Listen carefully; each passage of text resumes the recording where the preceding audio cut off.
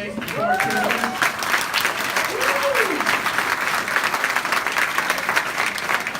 We have some Las Vegas people in the back, Santa Cruz in the back. We got Portland, Oregon over here, right? Portland, yep. And then we have Vancouver over here. Good job. Did you guys drive down here from Vancouver? No, we flew. You flew, nice. You look like you own a Learjet, dude. By the way, we are doing the business planning clinic January 3rd, 1 to 4. Rick Jihad. Did you like our first speaker, Rick Jihad? Great guy. So Rick and I are going to put that on from 1 to 4 for 3 hours. If you do not have a concrete, step-by-step, very clear, well-thought-out business plan for 2019, 2018 is going to repeat itself. Do we agree? Yes. So we don't want that for you. We want to add value to your life. We want to change your life. And in doing so, we're going to change your family's life. We're going to change the way your children live. So we want you to come to that event. You're going to get the Eventbrite invitation to that. The only way you can get it, it's going to be here at PCAR. Just sign the contract. Snuck out there, and it's done. So we're going to be here January the 3rd, 1 to 4 for 3 hours. Rick Jihad and myself will co-lead that. It's going to be really good. Do not miss that. If you don't get the event right for some reason, then please reach out to the person or however you got here and say, send me one of the event rights. It's going to be great. You're going to get full-blown workbooks. It's going to be very intense 3 hours with the two of us. And so just realize that is coming your way. Number 2, the speakers, have they not been phenomenal today? Great. I tell you, I was freaking out last night. I'm like, is anyone going to be there? It's a few days before Christmas. And some of you got texts from me like, help, help. I was in Tucson, Arizona. I knew this would be such a success because I've been golfing for the past 3 days. That's how you put on a big event. You just go golfing and hope it all works out. And I was like freaking out in Tucson. I flew to Phoenix. But thank you for coming a few days before Christmas. There is nobody more shocked than me. I will tell you that. Parking lots, jam-packed. This is exciting. Okay, well, we're going to put the hammer down and get going. You ready? Okay, so my topic is the secret to success in real estate. I've been in it 22 years, sold over 4,000 homes. You know, I got that call at age 30. Hey, you should get your real estate license. You'd be great. And I answered the call, got my real estate license, and I was not great. I struggled. I sold like 2 or 3 homes in 6 months. Can you believe that? And the first fall, I'm like, man, this is hard. And I got some great advice from my first broker. This is a freebie. I just wasn't succeeding. And he goes, here's what you do. You just got to find a way. You just got to will it. You got to get people in your car and take them down to Elk Grove and show them homes. So guess what? I just somehow, that's what I got to do because they weren't, hey, there's a house. Man, and so I started putting people in my car. And we drove down to Elk Grove. And by the way, I had a truck at that time. And it was a single, flat, one seat, right? No, king cab. And so the wife would be here, the husband, and we'd be jumping down to Elk Grove, man. Hey, this is your lucky day. And no wonder I sold 3 or 4 homes. But the next year, I think I sold 18. The year after that, 28. Then my 4th year, I think I sold 48 homes. Pretty good. Yep. Made $393,000. I thought real estate was a license to print money. I'm like, oh my gosh, this is so much fun. I'd never made almost $400,000 a year. Now, one of the reasons I made so much money is because I'm so smart. I went to Del Campo High School. Any Del Campo alumni out there? Yes. Everybody got 1,400 SAT scores and 1,200. Brent had a 585. They called Brent in. Brent, we need to talk to you. Yeah, we want to talk to you about your SAT scores. Sure, how'd I do? Well, on that note, were you sick? Did you have the flu? Was something not right? Are you emotionally upset? No, I felt great. How'd I do? We're going to get you a tutor. That's how you did. And you're going to retake the SAT. I just think you were distracted. To tell you the truth, it was a 550.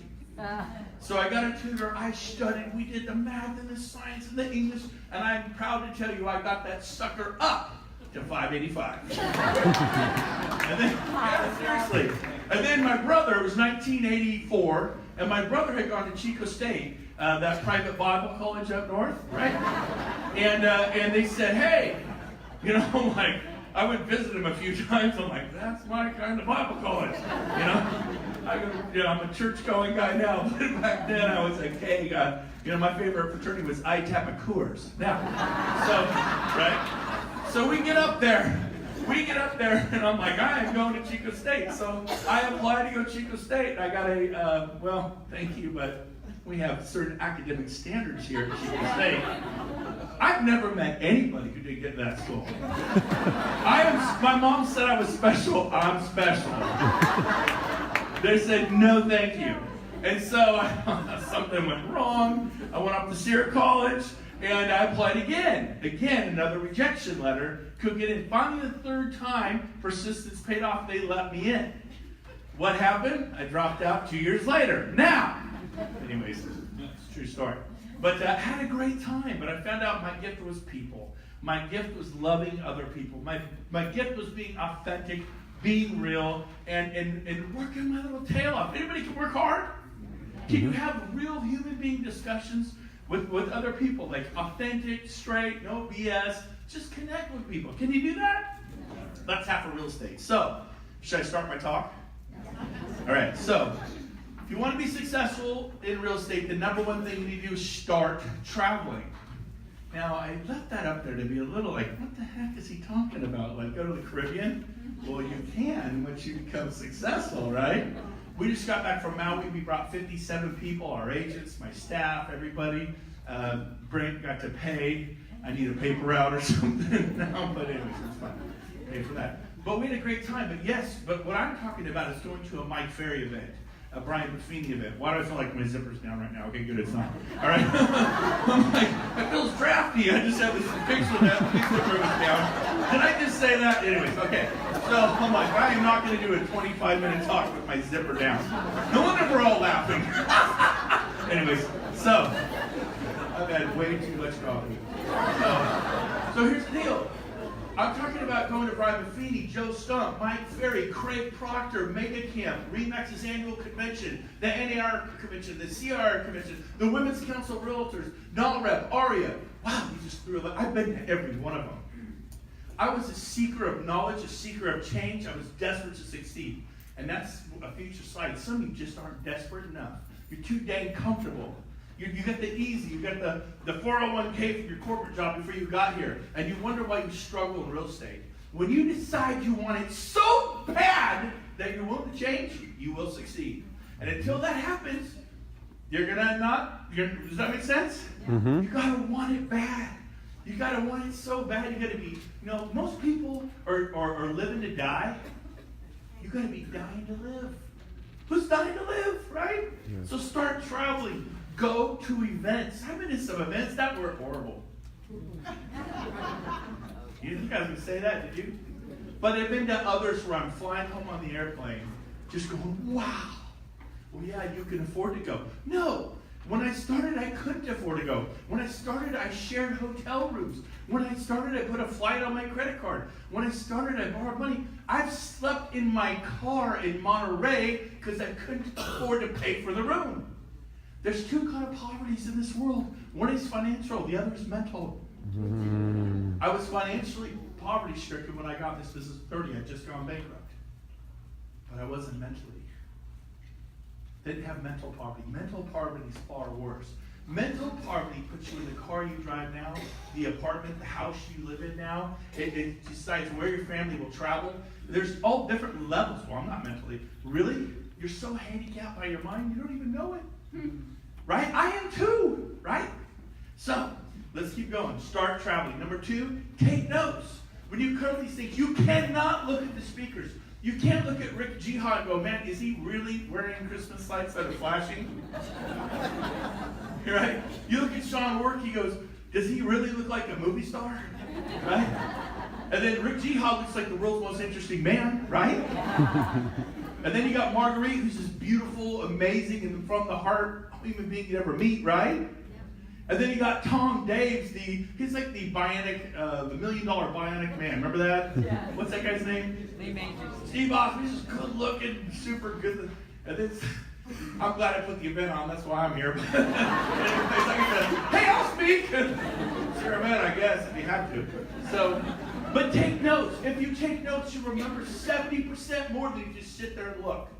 If you take notes, what's the saying? Great ideas or moments of inspiration are like slippery fish. If you don't stab them with the end of your pen, they get away. I cannot tell you how many times on airplanes I fly home from conferences and take notes from my notes. And then I come up with actionable items, things I will implement. I'm getting ahead of myself. Let's keep going. Number 3, meet people. What do you mean by that? You are not allowed to be shy. You are not allowed to be quiet. Well, I am shy. I am quiet. Stop it! When I was 19, I got into sales. I shook so bad. Remember this one woman up in Chico? I lived there for 10 years, got married, had 2 kids. Whoa. Oh, no. All right, we need a new one. It's in 4 pieces. Wow, okay, let's go. We're done. Now, so I meet this woman. I'm shaking so bad. She's sitting here. Come here, honey. She would put her hand on my back. She said, it's okay. I'll listen to you. Because I had that cojones to talk to her anyways, even though I was shaking with fear. Another guy, David Lindsay. Does anybody know David Lindsay? Car salesman at Whitmire Ford up in Chico. I'm at Cornucopia Restaurant. I'm 19 years old. I see him in the parking lot. He looks like $1 million because he's a car salesman, right? Tan, good looking. He actually looked like the $1 million guy, Steve Austin. He looked like Steve Austin. And again, shaking so bad, he put his hand on my shoulder and said, hey, it's okay, man. See, people, good people, it elicits empathy. Bad people, they'll tell you to go jump in a lake. But here's the deal. Write this down. You ready? Write it down. It's a good idea. Face your fear, it'll disappear. Run and hide, it'll be magnified. Until you face it right in the eyes and go, screw this. I've had enough of enough. What's enough? Whatever that is for you. Maybe it's finances, maybe it's your marriage. In 2010, I went through pain like I didn't know you could have. In 2010, I had 8 months, my wife and I were separated. Man, we got a bunch of kids. It was not fun. I never understood couples who went through divorce. Right? I didn't have any for 18 years. Until I did have some. Right? And I know what it's like to walk around my neighborhood at 3 o'clock in the morning. Because you can't sleep and you can't breathe and you're walking around. It sucked, man. I was a team leader at Keller Williams. My inner circle knew the pain I was in, but I would speak at P-Card, nobody else knew. When I was at events, I was just smiling happy, but deep down, some of you today are in a lot of pain. And that's coming up here in my talk, so I'm going to keep going. Okay, but, back to meet people. You need to meet people. You need to greet people. When you go to these events, when you go to Brian Buffini or Joe Stump or a mega camp or somewhere, meet them, take them to coffee. Who are you? Where are you from? How many homes do you sell a year? I'm brand new. Hey, can I help you in any way? What if you meet someone who's knocking down 70 sales a year, like Paul Locatelli in the back? He's right there in the black shirt. Raise your hand, Paul. Raise your hand. He hates this. From Santa Cruz. The man looks like a Greek god. Okay, if you really look at him, I'm married, you look good to me, man. Now, so he looks like a surfer, he's got that square chin, and anyways, so here's the deal. I'm just saying it like it is. I'm okay with it. So here's the deal. Wow, how do you sell 70 homes a year? What is the key to your success? You should be saying that to all people. Be a seeker of knowledge, a seeker of change, but it won't happen if you're quiet. It won't happen if you go eat lunch by yourself, which is next thing. When you meet people, share what's working. Help them. Don't be weird about it. If you sit at a table with 5 people who sell 500 homes a year, shut your mouth and listen. Right? Don't take over the conversation. You're doing 40. Just listen. Sometimes the brightest thing you could do is be quiet and listen. Okay? Now, don't eat alone. I was jumping ahead a little bit. When you go to an event, I remember going to, where's my dad? Dad, raise your hand up there. Stand up. There's my dad. Jim, go. Stand up. Just turned 83 on December 10th. Just doing awesome. 55-year real estate broker. I come from a real estate family. Very proud of that. My mom and dad. But, Dad, do you remember going to Toronto? Just you and me. Remember that trip? Great trip. And do you remember Leonard Fazio? Do you remember him from Iowa? I think so. I say that all the time. I played golf yesterday and lost. I think I played golf yesterday. I don't remember when I lose. But that's a convenient memory I have. But Leonard Fazio is selling 600 homes a year in Iowa. Who does that? In Iowa? Exactly, Iowa? They sell 640 homes a year in the whole state. So, I'm kidding. But Leonard's selling 600. Dad, do you remember going to lunch with Leonard Fazio? Yes. You just made that up, didn't you? He's getting it. That was good. Dad, I'm not even sure you were there on that trip. I don't know. It's not important. The point is, I definitely had lunch with Bill Thompson, Leonard Blasio, and he really did sell 600 homes a year. I'm like, man, how do you do this and how do you do that? And what advice do you have for me? I was brand new. I've been in real estate for just a couple of years. And I had the guts, after Leonard spoke on that stage, to go, hey, are you having lunch today? Can my dad and I take you to lunch? And 1,400 people heard Leonard talk with me, and my dad spent an hour with Leonard at lunch. And it changed my life. But who are you?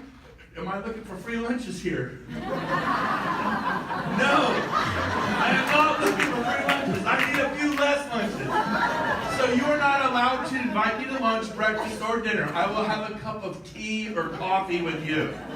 I guess Sean said breaking bread, which I learned is apparently a cocktail or something. I don't know. Break bread. Anyways, but here's the deal. I do enjoy a glass of wine from time to time. Now, so here's the deal. You've got to spend, Jim Barry's just laughing at me. You've been with me at all these events, right? Do we not do these things? Invite, I go, hey, is Pete here? Pete Blendoff here? I saw you earlier. He's not out the back. Is he here? Is he still here? Raise your hand. There's Pete back. Raise your hand. Hi. Hi. There he is. Turn out. Wave it by. He's English. He hates that. Come on, Pete. Raise your hand. Wave. There he is. So we had Sean Kokoska. He is probably one of the top 10 most elite real estate trainers in the nation. He is a very successful guy. He was just here. And Pete goes, hey, do you need a ride back to the airport? He was just going to Uber back from his hotel, and he was sure. And then Pete gets to spend 45 minutes with one of the most elite trainers. Are you doing this stuff? Well, they can say, well, someone's already given me a ride. I've already got lunch plans. I'm too busy. That's the worst thing. But take the time to get around people. I mean, and find out who they are, not just the speakers on the stage. Okay, number 6, pay for coaching. When I went to Craig Parker, it was my first big real estate event, and we're not selling coaching here. I have nothing to sell you. But here's the deal. They offered coaching. The guy I sat next to, there's 14 of 100 of us in the ballroom. He goes, what a joke, man. It was like $5,000 a year. Because they just want your money. That was his attitude. Remember? There's financial poverty and mental poverty. His mind told him it was a scam. I sat there and going, what he's saying made sense. Craig Proctor, #1 RE/MAX agent worldwide at 128,000. I think I wouldn't mind a little coaching by that guy. And call me a sucker, but I signed up for Craig Proctor coaching. I don't know what it was, $548 a month for a year. Signed a contract. I was really confident. Right? But guess what? He taught me how to leverage my time, how to market, how to build a team, a database, how to do this. All of a sudden I went from 48 sales, next year 112. Next year 180, next year 240. Next year like 320, next year 429 sales a year. In 1 year, is that a good year? Yeah. How many agents in America sell 429 homes in their whole career?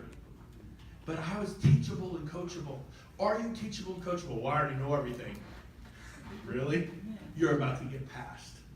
Ford, Dodge, Chevy, they knew everything. And who passed them? Honda and Toyota.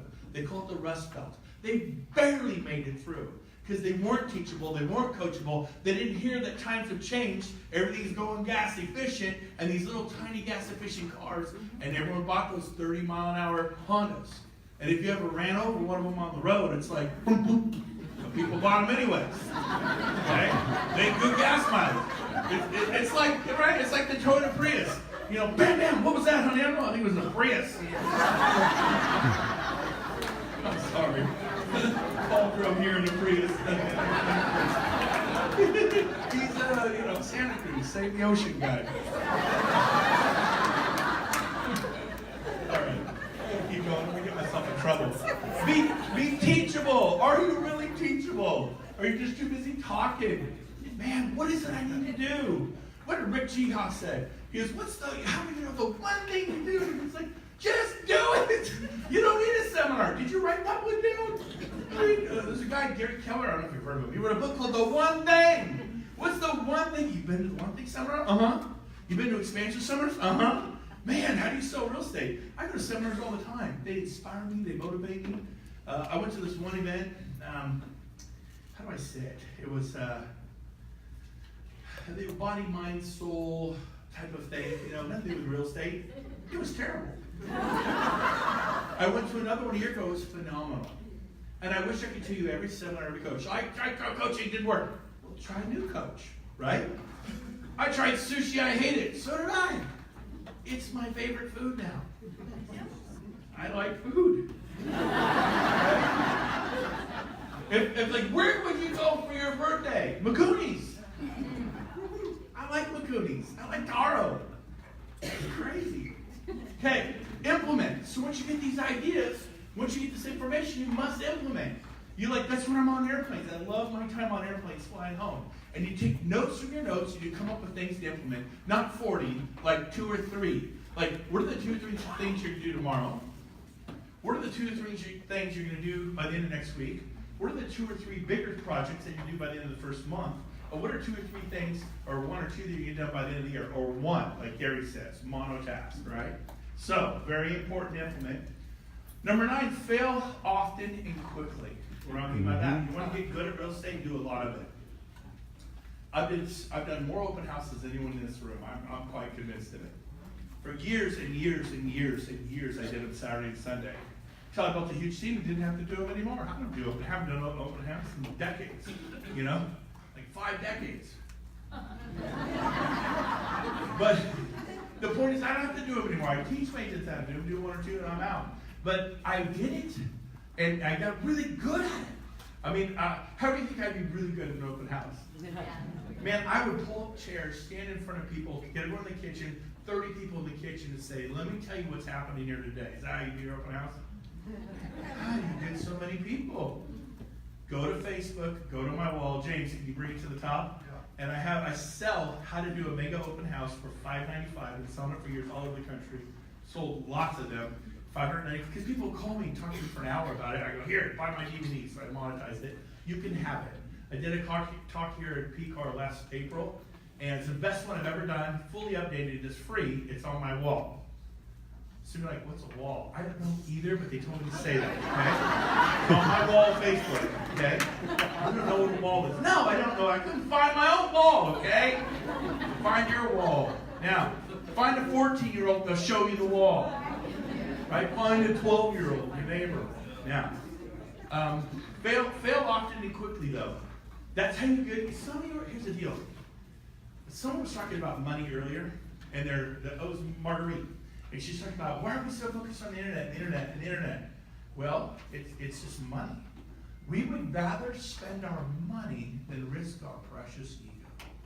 Because when you call an expired and they're not nice, it doesn't feel great, does it? When you do open houses and you go, hey, can I get your information? And they hold your card in your face and they go, sweetie, we got your card. We'll call you if we need you. Does that feel good? No. I hated it. I give them their stuff back and say, call someone you can talk to. Just email me. I go, if you can't give me your cell phone, a basic form of human communication, obviously you're not comfortable with me. You say it to them, yeah, it's so much fun. And I go, find an agent you can actually talk to. I refuse to email anybody. I mean, well, of course I email, but if they're not going to give me anything but their email, that means you're a total weirdo, and I'm just going to email you. That, right? I mean, we give our cell phone numbers, so I didn't build enough rapport or trust. And I know it may shock you, but I'm not everybody's flavor, right? Let's keep going. Observe. What do you mean observe? Find people that are killing it, and then you go kill it. Find someone who has 7 homes in escrow and ask them what they're doing, and then emulate, which is probably the next one. Emulate. Emulate success. Copy success. My entire open house program that I've been doing for 18 years came from John Brooks Realty. Any old timers here? Does anybody remember John Brooks Realty? Raise your hand. One person. That person, John Brooks Realty, I've made as much as $3.8 million gross commission income in 1 year because of John Brooks Realty. And only one person in this room knows them. Because they just did sales. They didn't build anything. Principle number whatever I'm on, which I haven't even got to the principles, build something that'll kick out income. I copied John Brooks Realty and have made millions and millions and millions of dollars copying them. You want to know what they do? go to my wall at Facebook, and there's a 90-minute presentation that I sell for $5.95 for free. You can have it, and it was really good in my humble opinion. So, emulate success. Number 12, the puzzle. I love the puzzle. This is a story of a little boy. He's 5 years old. He's bugging his dad. His dad's an executive. His dad is trying to finish quarterly reports, and he keeps coming in and saying, Dad, let's go play catch. Dad, let's watch TV. Dad, let's do this. And he's on a deadline. He has got to finish this quarterly report. He's a good dad. He's not a bad dad. But he's got this 5-year-old all over him, and he just can't finish. So he goes, aha, I got it. He goes and grabs one of those puzzles that you could do when you're trapped in a snowbound cabin in Tahoe and you're snowed in. And it's like 1,000 pieces, and it's got the world on it. It's quite elaborate. And basically, what it does, he says, here, when you finish this, we'll go hang out. That'll keep him busy. And man, 10 minutes later, the kid comes in. I'm done, Dad. Let's go play a catch or whatever. He's like, what? There's no way. He's, yeah, Dad. And it's elaborate. He goes, how in the world did you do that? And he flips it over. He goes, on the other side is a picture of a man. And it could be a woman. I don't mean to be, sexist here. It's a picture of a woman. Let's not be sexist. Now, all you guys are hurt. Now, deal with it.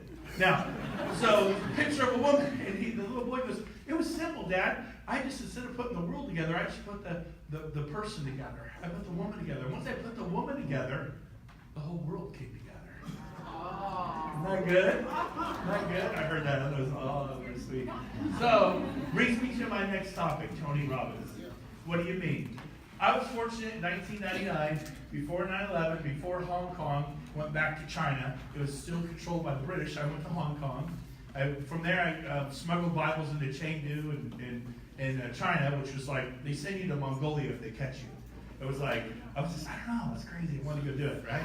And so we smuggled with 19 people. We smuggled Bibles into China. That's what I did for 19 days. Backpacks, suitcases, clothes with Bibles sewed into them, because it was illegal to have a Bible. You get in big trouble. So I'm like, perfect, sign me up. And then I went to Chengdu. I went to Lhasa. I ended up in Tibet, in the Dalai Lama's palace. We're sharing stuff with Buddhist monks that have never ever even seen a Bible because it's outlawed, right? And I had a great time for 19 days in the Orient. Who here's ever been to the Orient? Anybody? It's amazing. So help me out here. You ready? Everyone together. Say the word silk. Silk. Say the word silk. Silk. One more time. Say the word silk. Silk. What do cows drink? Milk. Water. Cows drink water. I did too. Why did you say milk? That's a little trick. No? There's stuff going on in your mind that makes you react a certain way. And it's not how you act in life, it's how you react when the chips are down. When it's too tough for you, it's just right for me. What have I read? Who have I hung out with? What events did I go to? Or what bars did I hang out in? What drugs did I take? What people am I hanging out with that are tearing me down? Go get a real job, get out of real estate. And so you got to implement the principle of vacuum, which is coming up. But one of the people who can help you win inside is Tony Robbins. I'd never been to a Tony Robbins event. It's one of the only things I'd never gone to. So I just thought they were weird. And the only reason I thought they were weird is because you walk on fire. I go, I'm not walking on fire. That's weird. They're a bunch of weirdos. Well, 2 years ago, I went. I'm weird now, boy. So here's the deal. It was great. I'm telling you, it was absolutely fantastic. Did I agree with everything Tony Robbins said? No. Did you go to college? Did you agree with everything your college professors ever said? No. 98% of what he said, I really liked and enjoyed. Maybe 99. So that night, there's no way I'm walking on fire. About 1 a.m., Brent Gove was going, ooh, ooh, and I did it. Man. I walked on fire. It was awesome, man. It was good. That's not even the point. If you've never been to a Tony Robbins event, you should go. Because it's all about controlling your thinking. It's about being mentally broke. It's about learning to win inside, to control your thoughts. You just react a certain way. A little while ago, I pulled out of my gated community, and it was 7:30. The sun's barreling. I'm turning east, and the sun is like in my face. I can't even see. I'm squinting. I look right. I see a car coming. It wasn't close. I pull out, and it wasn't even close to the guy. He comes up on me at like 90, slamming on his brakes, flashing his lights, shaking his fist, and instantly, I'm going to be honest with you. This was years ago before I was mature. I started getting pissed. I'm like, dude, I wasn't even close. Calm the heck down. And it's not how you react. It's not how you act. It's how you react. But I got to admit, I kind of got upset, right? But I held it in, and he made it right, thank heavens, because I'm like, whoa, I didn't deserve that. And I'm driving down, I've never flipped anybody off driving, but you know what I mean? I was upset. And I didn't do it. Phone rings 30 seconds later. Hey, Brent, this is Tony. I saw you plotting your development. I was trying to get your attention, man. How are you? And I'm almost like, can you imagine? Hey, Tony. I'm doing good, Tony. Right? So, the other day, I passed a kind of big truck with big tires. And guys with giant trucks, giant tires, they want to do what? They want to dominate. They're telling you, I'm going to run you over. I work out at Gold's Gym with Arnold. And so, right? And I cut him off bad. Didn't see him. It was totally my bad. He pulls up next to me, and he is cussing, swearing, screaming. He's about to just drive over me. It's a couple years ago. And it startled me, but I'm like, hey, man, I'm sorry. Please forgive me. My bad. And he was close enough for you to see. He goes, oh, it's cool. No problem. See, who's going to win who? Who's going to sway who? I'm bringing people to my side. So, wow, I have that again. Did I cover that one? I went the wrong way. Somehow I went the wrong way. So, be desperate. We're on the home stretch. Be desperate to succeed. Some of you are too comfortable. Don't be needy. There's a difference between needy and desperate. Desperate just means you want it so bad you'll chew through leather. You'll figure it out, okay? Pain. Pain is a good thing. Some of you are in pain today. We talked about my pain in 2010. I'm not in that kind of pain now. My wife likes me again. Let's hear it for my wife, right? Woo! I like her. I always liked her. Anyways, there's just a little while where she wasn't sure she liked me. I don't know why. Anyways, but some of you are in pain today. You know what I want to say? That's awesome. Because here's what we're right now. It's not the force of the gale, but the set of your sail that determines your direction in life. I'll say it again. It's not the force of the gale, but the set of your sail. See, wind is good if you're in a sailboat. And you'll go what? Faster. Pain will move you. Pain. Pain is good. Take it in and just realize it's time for change. Some of you just aren't in enough pain to change. I was in so much pain. We went to 37 marriage counseling appointments for an hour with a marriage counselor I didn't like. But I wanted to stay married. So I went. I didn't like what he had to say to me, but I learned. Once I stopped dreaming about tackling him through the window. I'm not even joking on that one, okay? Tony Robbins, I don't hurt this boy. Anyways, but you go through things. Plan, you gotta have a plan. If you fail to plan, you plan to fail. If you fail to plan, you plan to fail. More people spend time planning their wedding and their vacations than they do their financial future. January 3rd, in this room, in what, 2 weeks? Rick Jihad. I promised him I wouldn't dress nicer than him. That day, business plan clinic register for that. Pleasure, once you execute, you emulate, you copy people that are succeeding, you get to have some pleasure. You get to go places. We're going to Cancun in March on a dream vacation. It's going to be amazing. We just got back from Maui. We're going to the Planet Caribbean trip. We get to this point, but I've gone through these processes. 18 givers. I got 3 left. We're done. Givers. Here's the bottom line. There's takers and there's givers. There's well poisoners and there's life enhancers. You ever met a well poisoner? You ever worked with a well poisoner? Today we use words like they're toxic, right? Get away from them, right? Don't hang out with toxic well poisoners. But who are you? Are you a life enhancer? What did you do for the secretary at Les Schwab? What did you do for your trash man? What did you do for the pool guy that takes care of your neighbor's pool because you don't got one? But he's hot. Did you run over a Mountain Dew to him? Right? Do you help people? Are you with me? Doing things for people that can do nothing for you, that's when you're winning in life. Gang members do nice things for their fellow gang member friends. What did Jesus say? Do nice things for your enemies, right? Everybody help people. If you're just doing nice things for people who can help you, you're a user. right? Don't be a user. I know you're not. I'm preaching to the choir. You're here. It's Christmas. Principles, I'll give you one. There's many. How about the principle of vacuum? Get rid of what you don't want to make room for what you do want. Go home, empty your master bedroom closet. 2/3 of all clothes. Give them to Goodwill, give them to a needy family. Go home, empty your garage. Give it away, whatever, right? They have a sale on Craigslist. Raise money, give it to a needy family. You skip Christmas this year, take the money you spend and give it to another family. Whatever you do. But principles, get rid of negative things that are taking your energy in your life. Finally, boundaries. What are boundaries? We want to prosper and do well in real estate.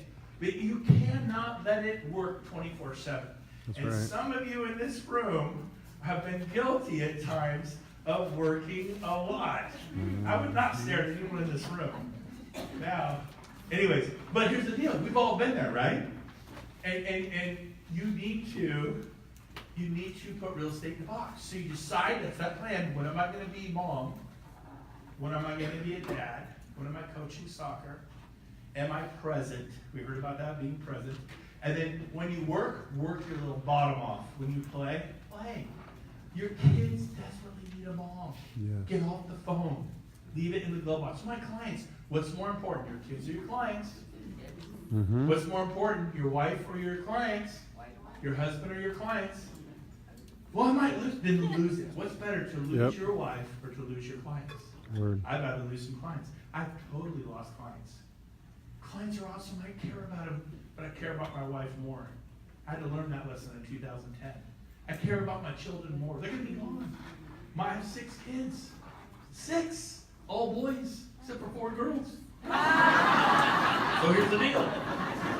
My youngest is 15. 2 15-year-olds, 17, 19, 24, 26. The 26-year-old wants to move to Tahoe. The 24-year-old wants to go to Norway. You got to ask yourself, why do they want to get away? I don't know what I do. But they fly that ass. You're not going to have them forever. This is special. However they are. Man, embrace it. Finally, here's a chance. A date with destiny. What do we mean here? You guys, I'm from Chico, 10 years. My first 2 kids were born at Enloe Hospital. I've been to Paradise a lot. 50 times. And I have friends in Paradise that they're sleeping in Kmart tents with their kids. They go to the bathroom in a porta potty, man. So here's the deal. You don't have to participate. Some of you are at low tide. Just sit back and watch. But some of you have been blessed with a large commission check, or you've just got the finances. Here's your chance to take one of the speakers out to lunch. We're going to bid on them. The proceeds, if you win lunch for $300 or something with Rick Jiha or Marguerite or Tom Daves, they'll spend an hour with you at lunch helping you with your business. You can build a relationship with that speaker that may go on the rest of your life. And the money that you bid on taking the speaker to lunch is going to go to the Red Cross Campfire Victims Relief Fund today. Yes. We will donate that money today to that fund in time for Christmas for their children. And so it's a great cause. It's fully tax deductible. Every speaker has agreed to take whoever bids on them, whatever it is. Maybe it's $200 for lunch. I don't know. We'll bid, and we'll start the bidding at $100, and then we'll just go. We'll jump by 100. We're not going to jump by $10. If it's 200 wins, 300. But where's Mr. Serpa? Come on up here, David. He's offered to do the bidding. So I gave the list, the way we're going to start. So why don't you? And here's your chance, if you can. If you thought, man, I totally love Rick Jiha, bid on him. Sean Work, Marguerite, obviously everyone's going to go, but I'll let you take it from here. And really quick, one more for Brent Gove. This is going up to Facebook Live, everybody. If you are not at Recession Proof Your Business and you want to donate to the Campfire Relief Fund, we will put a link on the Facebook comments on how to do that. So, okay, let's do it. Let's objectify some speakers. Okay.